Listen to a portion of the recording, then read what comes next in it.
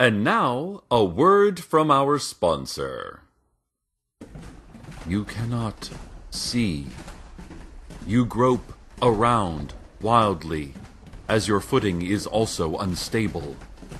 You feel a thin liquid filling your shoes.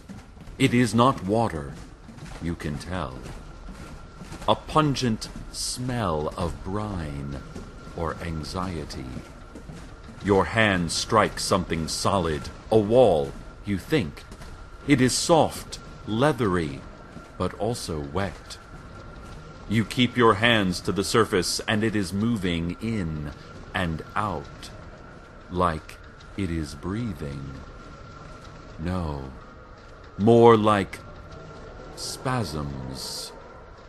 You hear a dull rumble from above, a gurgle from below. You still see nothing. The walls jerk back quickly. You lose your balance and slide down to the floor, which is the same surface, but now the liquid is sloshing past you. Something grabs your leg. Something is grabbing your leg. You are being pulled down. You cannot see. Which way, madness? Which way, madness? You scream, but no sound comes from your stubborn lips, your impudent throat. You reach for what? You do not know. Only that you reach. A blinding flash, a moment of understanding. You are in an empty storeroom, tied to a chair. There are others, but they are hooded and limp. You recall this living nightmare. You take comfort in its familiar pain. You smell fermentation and can hear a dull, unending beeping. Someone shouts in a language you do not know. You love your family. You love them. Welcome to Red Lobster. Come see what's fresh today.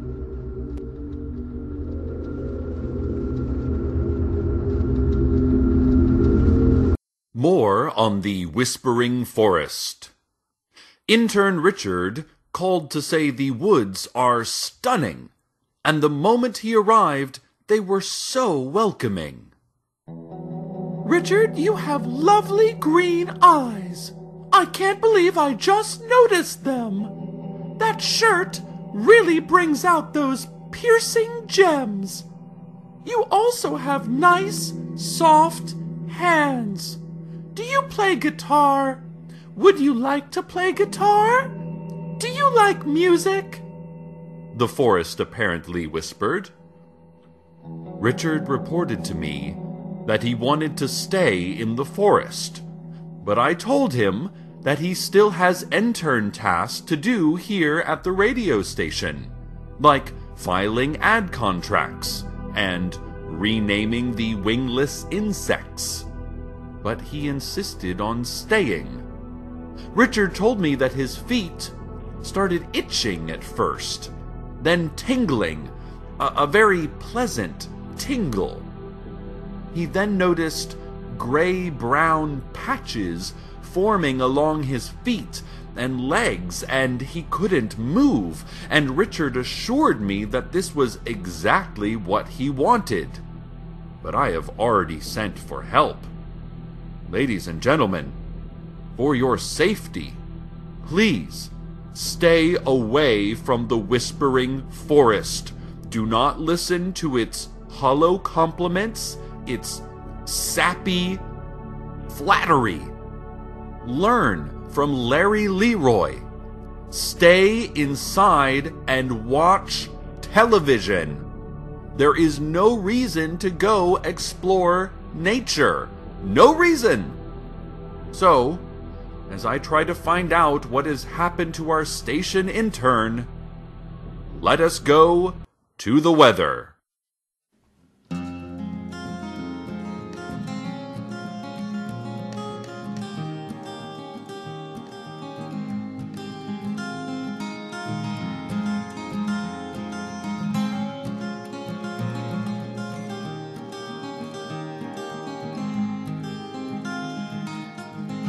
Just fighting monsters through the night. We both know she'd rather be at home with them both, but necromorphs and dark and light. Understanding comes from more than just one move.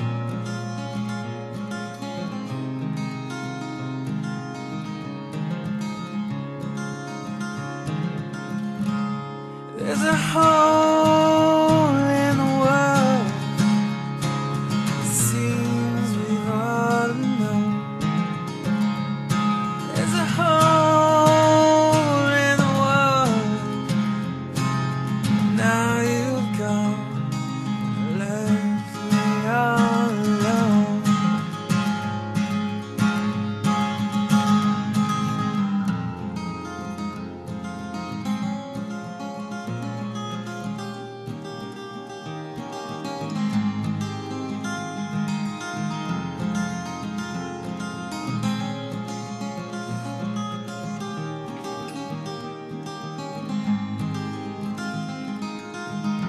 Flying halfway around the world, a frenzied pace to try and find some miracle cure. I'd give my life and thousands more if only I could spend just one more night with her.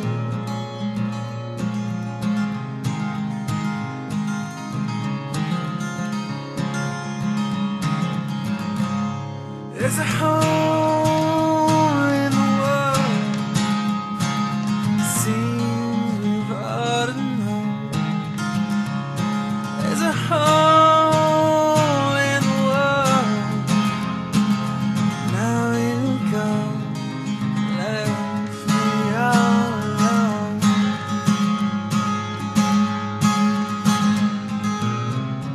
Oh, when a friend cursed and curious self. Oh, and a friend should left and cradle its shell.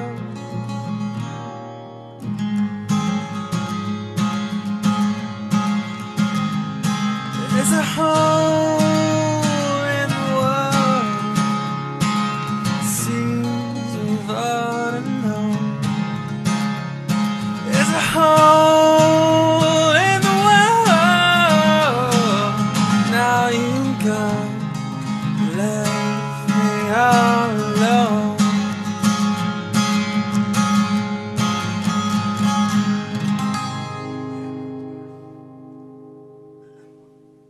Well, listeners, there's good news and bad news from the Whispering Forest.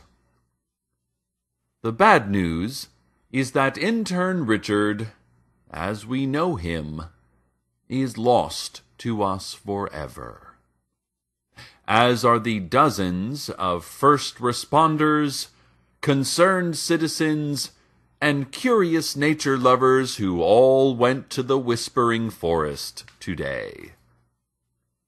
To the family of Richard, let me say I am terribly sorry for your loss.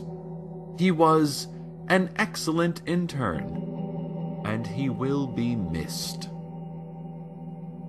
The good news is that none of those we lost today are technically dead.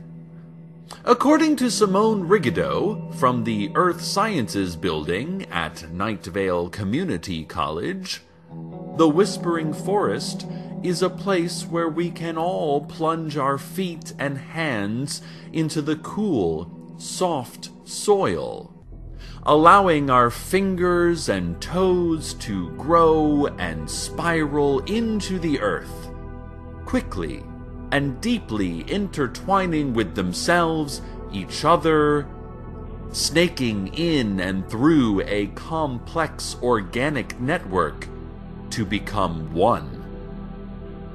In the Whispering Forest, everyone is one everything. They share each other now. I know Simone is only a transient who lives in an unused storage closet in the Earth Sciences building and not an actual scientist. But I thought that was a beautiful story, and it brought some meaning to the otherwise meaningless life of an intern. So, rest easy, Night Vale, knowing that we have lost no one today. They have gained each other. They share the soul of the whispering forest now, and we will have them always. Or at least however long trees live, which I think is fairly long. I'm not really sure. I had a hamster as a child and it died in like 2 weeks, so meh, what do I know? Stay tuned next for the sound of a rapidly beating heart. As always, good night, Night Vale. Good night.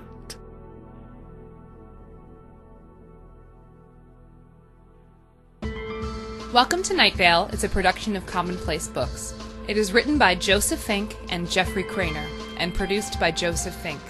The voice of Night Vale is Cecil Baldwin. Original music by Disparition. All of it can be downloaded for free at disparition.info. This episode's weather was Winifred by Seth Boyer. Find out more at sethboyer.com. Want to have your music featured in the weather section? Want to contribute your talents to the show? Just want to say hi? Email us at nightvale@commonplacebooks.com or follow us on Twitter at Night Vale Radio. Check out commonplacebooks.com for more information on this show, as well as our books on the unused story ideas of H.P. Lovecraft, and what it means to be a grown-up. And while you're there, consider clicking the donate link. That would be cool of you. Today's proverb: if you love someone, set them free. Set them free now. This is the police, and we have you surrounded.